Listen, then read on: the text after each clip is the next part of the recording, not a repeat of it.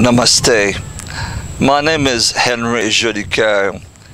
I'm a French-Canadian psychotherapist and a devotee of Bhagavan Ramana Maharshi's teaching. Ramana Maharshi said, "You have to ask yourself the question, who am I? This investigation will lead in the end to the discovery of something within you which is behind the mind.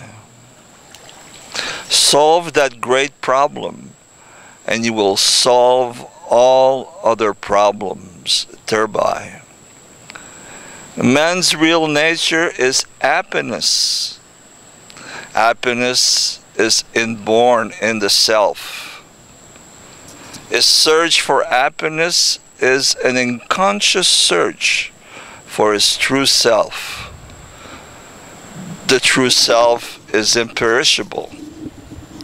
Therefore, when a man finds it, he finds a happiness which does not come to an end."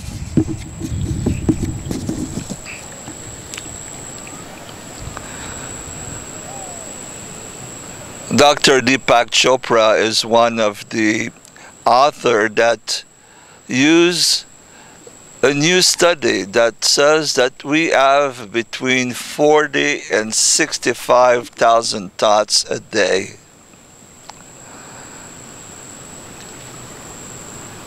And most of us go through one thought to another thought to another thought to another thoughts without being really conscious of the thought process at all.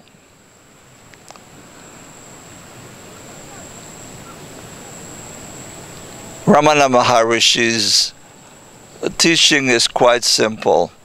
You have to trace your step back to the original I. You and me all have a baggage. I am Canadian, I am American, I am white, I am a father, I'm a grandfather, I'm a widower,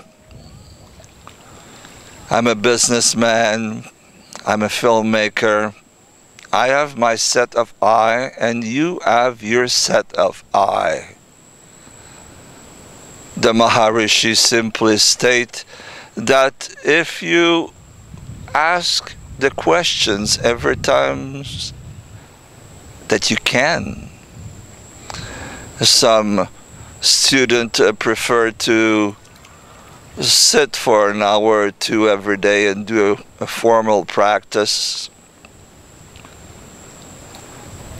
Different scholars also differ on what is the process of self-inquiry.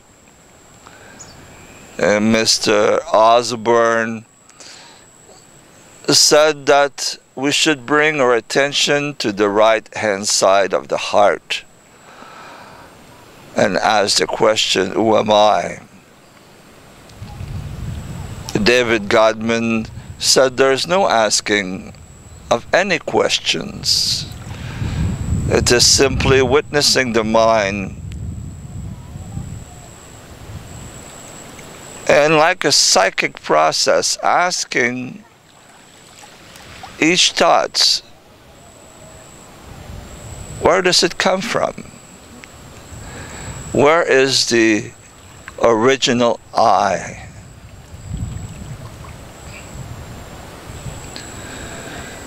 And when we find the origin of that I,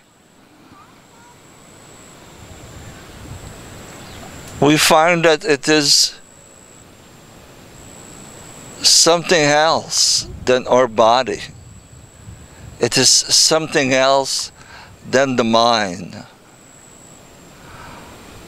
Our true identity is not the body and the senses, nor the 65,000 thoughts that goes through our head every day.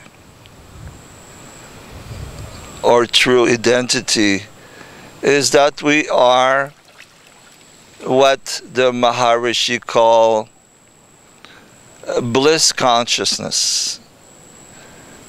The Sanskrit words for it is Satchit Ananda, or true identity, is eternal, it's full of bliss, it's full of light. It is extreme peace. And it's beyond wisdom.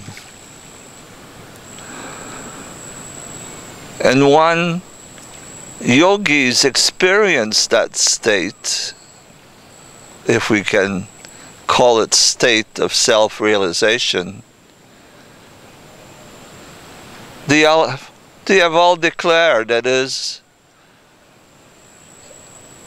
the highest goal that a man can set for himself. And when attaining it, one experience a state of love and peace and joy and non-identification with the material body and the mind and the material world. It is a state of pure peace. And naturally, most of you listening cannot retire in caves or go in the Himalayas or become monks or nuns. You are in the world. So the Maharishi says, great, you go in the world, you do what you have to do in the world, you do your duty, you take care of your families, and you put some time aside for your sadhana, for your practice. Whatever your life situation is, it might be an hour, 2 or 3 or 4, or you might do like me, take some intensive and go to various paradise island for a month or 2 or 3 or 4, depending on your state of life and how old you are, and if you're retired or not. The important, the Maharishi says, is that we have to keep trying.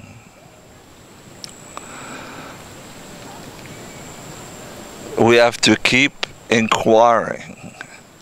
We have to keep wanting to make some spiritual connection to the eternal divine that we are ultimately. I have produced a video that is an introduction to Jnana Yoga. I filmed this in India in 2010. I went to the birthplace of Ramana, the room where he attained enlightenment, Skandashana Ashram, the cave where he lived and wrote the book Who Am I?